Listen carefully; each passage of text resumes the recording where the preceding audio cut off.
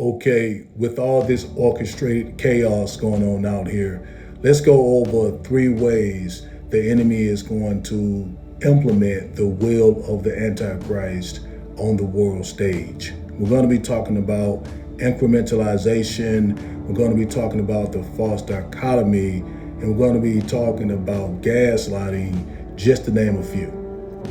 Incrementalization. The root word of that is increments, and it is self-explanatory. What the enemy will do is, of course, not force his way of life, his sick, sadistic, perverted way of life on society. What he will do is slowly implement it in small, bite-sized chunks that society can kind of get a hold of in a very methodical way. He will promote it as something that society wants, and he will not only promote it from a rebellious standpoint, but also a religious standpoint. Either way, it will be done very slowly and meticulously. All right, I had to sound that one out. Okay, because the enemy knows if he just forced his way of thinking and living upon people, not only will it verify the Bible, but most people who are morally set up to think in the way of the Most High God, who we share breath with, our conscience would not accept it. So it has to be done incrementally, right? A good analogy to use, the young folks nowadays like to say someone's cooked. Well, the enemy is trying to cook you. And in order to do that, he's going to use the small increments that I was telling you about, which is shown in this analogy of the frog and the pot, in which the frog is placed in the pot. The pot is slowly turned up in increments until the frog is cooked. Now, it's not just ramped up, it's slowly turned up in increments. The frog may have even found the water comfortable for a time and even pleasurable in some instances, until before the frog knew it, the water had been turned all the way up and he was indeed cooked. That is incrementalization. The next tactic is false dichotomy and or false dilemma. And remember, these are only a few tactics. What the enemy does here is he will present you 2 options, left or right, but never center.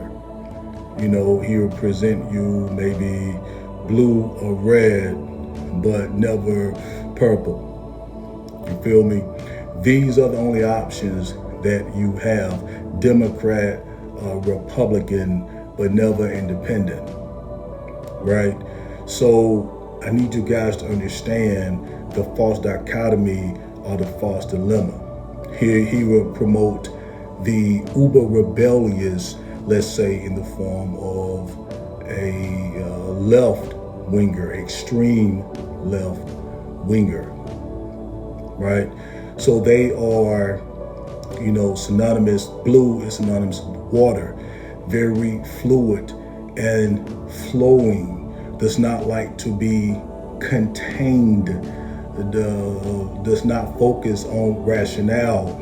We know that water is synonymous with our emotions. So the blue dichotomy could be focused more on emotionalism, right? Rebellion, just wanting to do what feels good, wanting to protect someone, to help someone because they have compassion on them or they empathize with them.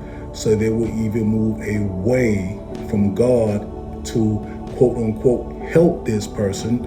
And if God does not want to quote unquote help this person, then what type of God is he? So they can be pulled away from God and to rebellion via the vice of emotionalism without understanding to the point of overstanding that God is God.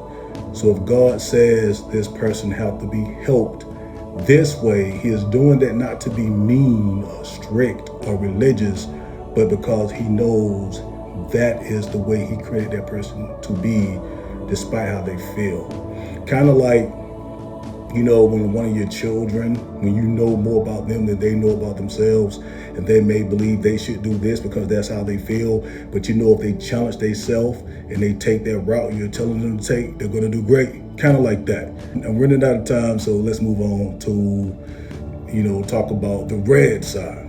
Okay, the red side, fire, likes to change things for its purpose, right? Fire likes to make its way through. It's considered masculine, right? Ferocious, you know what I mean? Wants things its way or get out of my way, which is why it's a masculine energy. And we can more see this with, let's say, the extreme right wingers, okay? Sometimes can become bogged down by what they think is good due to religious perspectives, not perspectives based on the Lord Jesus, but a need to do what is good and not necessarily to do what is of God. And so the enemy will use the red often to, bring about that religious perspective in which they think they're doing good. Think the scribes, the Pharisees. So the blue, or too emotional, and rebellious.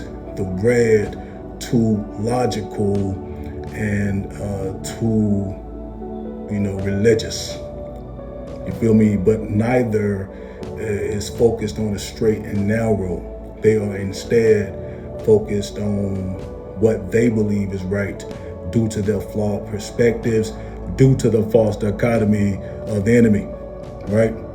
Let's move on to the third one. And finally, gaslighting, all right? Straight up lying to you. The enemy will tell you to look at this world that's created so beautifully, obviously intelligent design, and tell you that you're a moron, that you're an idiot, that you're a fool, that there's no empirical evidence. Although you can look at a video game and you can think and marvel even when it comes to all the ingenuity, the innovation, the creativity that it took to go into this video game. At least that's how I view these things, and know that, you would call the person an idiot that would call you an idiot for believing someone created that world inside of that video game, which is simply a cheap carbon copy of this world. Man no longer humbles himself and realizes with common sense that God created this world. So the enemy will gaslight you. He will tell you that God is wrong, that God is judging you. That's why he don't want you to be how you are, although neither nature nor science may agree with the way that you're thinking. The visible world does not agree with your flawed perspective based on probably hedonism, based on emotionalism, based on materialism, based on humanism, the things that this flawed anti-Christian world has been promoting. You don't find it strange that all of a sudden you want to do the anti-Christian things that the Bible told you would want to do around this time? Comment below if you have any questions or concerns, anything you would like to add. Definitely, guys, I receive your prayers. I receive your love, your support. I am humbled and honored that you took the time to watch this entire video. And if you have nothing else to say, put your ones up in the comments for those of you that are chosen ones and that resonate with this message. I love you guys with love. This is the man after God's own heart. Peace.